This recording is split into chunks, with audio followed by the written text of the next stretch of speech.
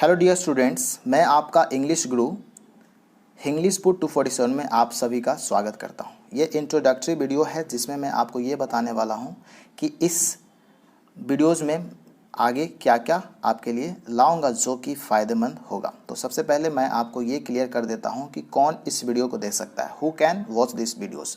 तो बात करते हैं तो one who is keen to learn English, यानी कि वह जो अंग्रेज़ी सीखने के इच्छुक हैं, they can watch this videos. Next point is one who is preparing for competitive exams like SSC, banking, teacher jobs and other state level exams whenever English is asked, यानी कि वह जो SSC, बैंकिंग, शिक्षक नौकरियों और अन्य राज्य स्तरीय परीक्षाओं जैसे प्रतियोगी परीक्षाओं की तैयारी कर रहा है जहां अंग्रेजी पूछी जाती है, वो इस वीडियो को देख सकते हैं, उनके लिए ज़रूर फ़ायदेमंद होगा।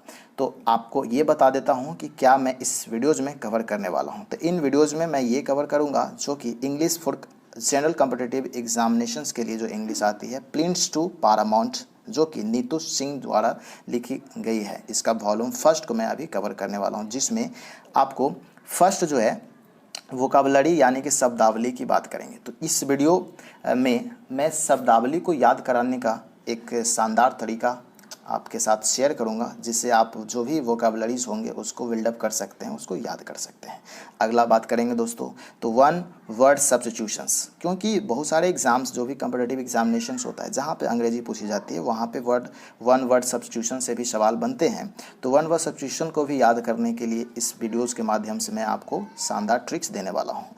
नेक्स्ट आता है इडियम्स एंड फ्रेजेस, मुहावरे और वाक्यांश। ये भी अंग्रेजी का एक अहम पार्ट्स होता है जहाँ पे 2 नंबर 3 नंबर का सवाल आते ही आते हैं। तो इडियम्स फ्रेज को कैसे याद किया जाए, उसके पीछे क्या पौराणिक कथाएं होती है, उन सभी से रिलेटेड इमेज के माध्यम से आपको यहाँ पे बताया जाएगा।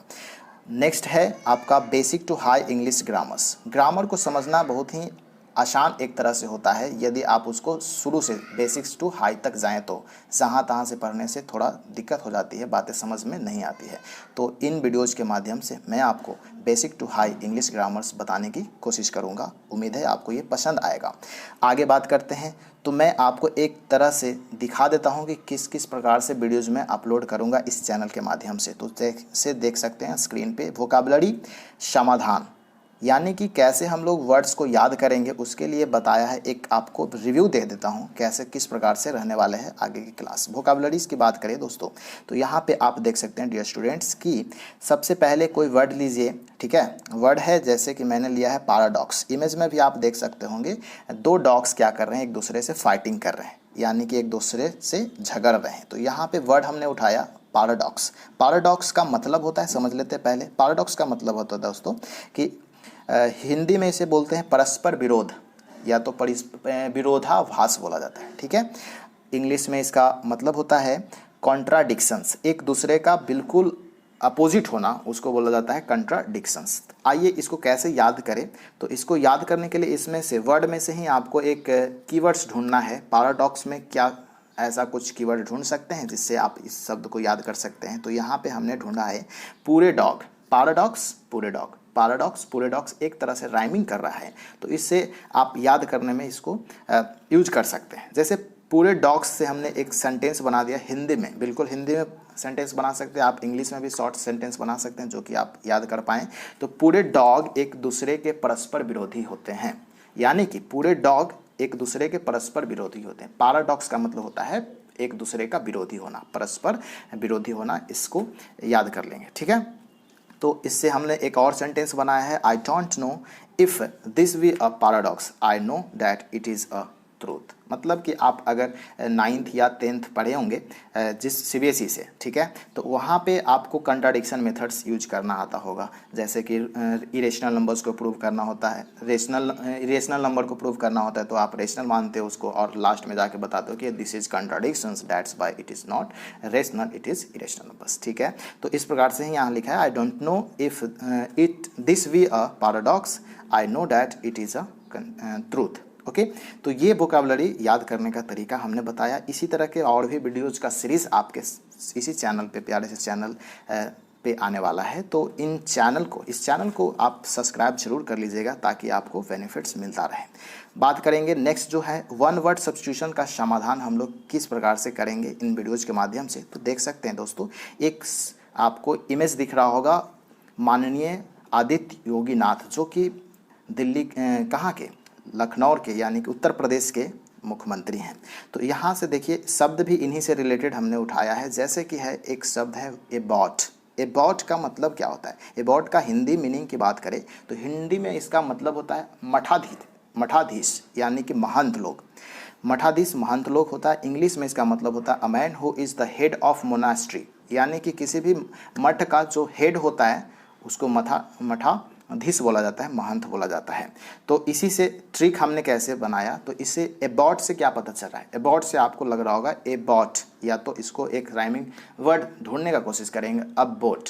एबॉट मतलब अब बोट, अब बोट से रिलेटेड यहाँ पे है। जैसे कि यहाँ पे देख सकते हैं कि गोरखपुर के मठ के जो मठाधीश हैं माननीय योगी आदित्यनाथ जी अब वोट पाकर उत्तर प्रदेश के क्या बन गए हैं, तो मुख्यमंत्री बन गए हैं। तो इसी तरह के और भी जो भी हम लोग words substitutions, one word substitution की बात करेंगे तो वो आपका वही प्लिंट्स टू पैरामाउंट्स बुक से लेंगे और उसमें सीरियल वाइज चलेंगे ताकि आपको याद करने में कोई परेशानी नहीं होगा। मेरा मानना है दोस्तों कि यदि आप किसी एक बुक का बढ़िया से प्रिपरेशन कर लेते हैं तो कॉम्पिटिटिव एग्जामिनेशंस में आप अच्छे स्कोर कर सकते हैं, पास कर सकते हैं। 10 बुक पढ़ने का कोई ज़रूरत नहीं है। तो प्लिंट्स टू पैरामाउंट को ही हम लोग बेस बनाएंगे और उसी से रिलेटेड सभी याद करेंगे। ठीक है, अगला जो है दोस्तों यहाँ पे देख पा रहे होंगे कि हमने वो इडियम्स एंड फ्रेजेस के समाधान में किस तरह के वीडियोस आपको प्रोवाइड कराने वाला हूं। तो यहाँ पे देख सकते हैं एक फिगर्स है जिसमें एक माँ अपने बच्चे को नहलाने के लिए या किसी चीज़ में डुबोने के लिए उसके एड़ी को पकड़ी हुई है। ठीक है, तो शब्द भी हमारा फ्रेज जो आज का है वो भी इसी से रिलेटेड है। फ्रेज है आपका एक्लिस हील्स। अब इसका हिंदी में मतलब होता है कमज़ोर पक्ष, और इंग्लिश में इसका मतलब है स्मॉल बट फैटल वीकनेस, यानी कि छोटा है लेकिन वीकनेस बहुत बड़ा है। ठीक है, बात करेंगे कैसे इसको याद करें। तो इसको याद करने से पहले एक मैं आपको कथा सुनाना चाहता हूँ। पौराणिक कथा में कहा गया है कि एक्लिस एक बालक था जिसकी माँ ने उसके शरीर को अभेद बनाने के लिए स्टाइक्स नदी में, एक जो कि एक मैजिकल रिवर हुआ करता था ग्रीक में, ठीक है, वहाँ पे क्या किया था, डुबोया था। लेकिन उसका जो एड़ी था ना दोस्तों, एड़ी बाहर ही रह गया था और जिस कारण से वो पूरी तरह से वो अभेद नहीं बन पाया था, और एड़ी ही जो बचा हुआ हिस्सा था ना वो उसका कमज़ोर पक्ष था, कमज़ोर हिस्सा था एकमात्र। तो इसी से उसकी मृत्यु भी हो जाती है। आगे तो इस प्रकार से वीडियोज रहने वाले हैं जिसमें मैं आपको ट्रिक्स के माध्यम से समझाने की कोशिश करूंगा, सिखाने की कोशिश करूंगा और याद कराने की कोशिश करूंगा। आपको कोई भी पैनिक लेने की ज़रूरत नहीं होगा।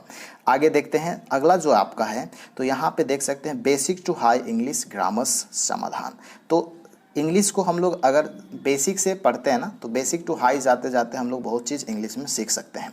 तो यहाँ से basic to high English grammar में क्या रहने वाला है, कैसा सेशन होने वाला है, उसकी बात एक करते हैं। तो सबसे पहले यहाँ पे एक सिंपल हमने एक फंडामेंटल ग्रामर का डेफिनेशन लिया है। ग्रामर होता क्या है, तो grammar is an art of learning any language correctly, यानी कि ग्रामर एक वैसा आर्ट है, ऐसा कला है जिससे किसी भी लैंग्वेज को करेक्टली पढ़ सकते हैं। यहाँ पे लर्निंग का मतलब होता है दोस्तों राइट, रीड एंड अंडरस्टैंड। 3 चीज़ करना होता है, एक होता है रीड, एक होता है राइट और एक होता है अंडरस्टैंड। ये तीनों चीज़ अगर करने आ जाता है किसी भी लैंग्वेज में तो हम लोग उस लैंग्वेज का अध्ययन कर चुके हैं, यानी कि ग्रामर पढ़ चुके हैं। तो ग्रामर पढ़ने से ये चीज़ का फ़ायदा होता है, हम लोग ये सब शुद्ध वाक्य को लिख सकते हैं।